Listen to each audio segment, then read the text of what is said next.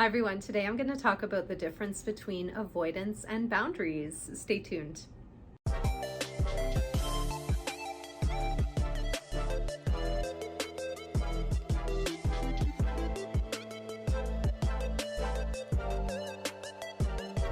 I find that a lot of people, when they're starting to do boundaries work, which is awesome and very rewarding, by the way, do get confused about the difference between when they're avoiding doing something and when they're implementing those healthy boundaries.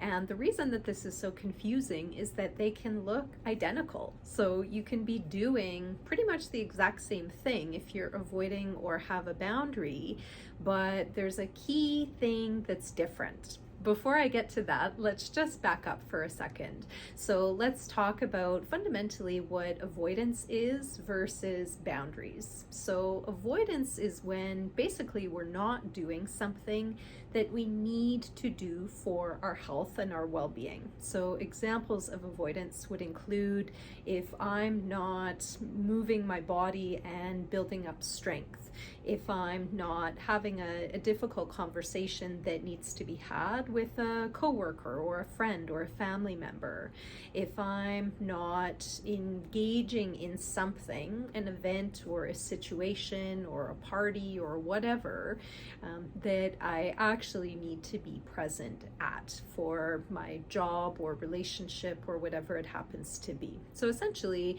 it's when we're not doing something that would be beneficial and healthy and helpful for us to do.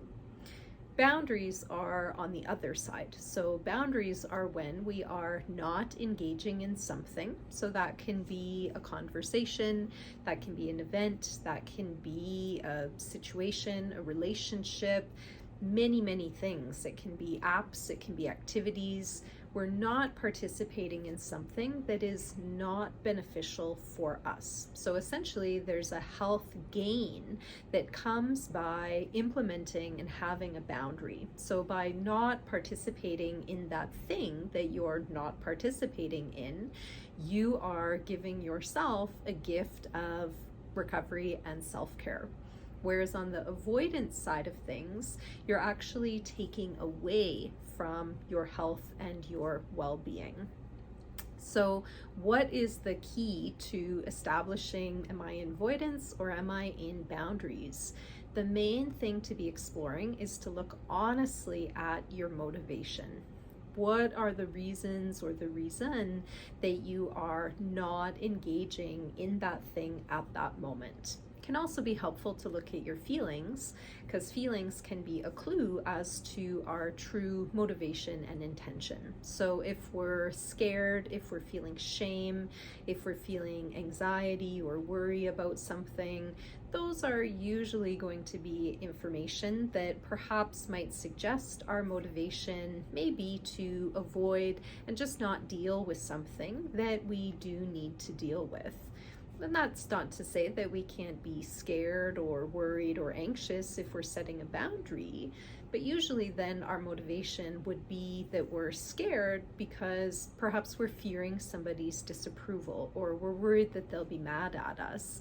But fundamentally, we know in our gut of guts and our heart of hearts that that's not a healthy or helpful thing for us to participate in. It is very common to have guilt and a whole range of other feelings when we're engaging in healthy boundaries, especially if you're new to the practice. Of course, there's going to be a lot of feelings that come doing something that you really haven't done before.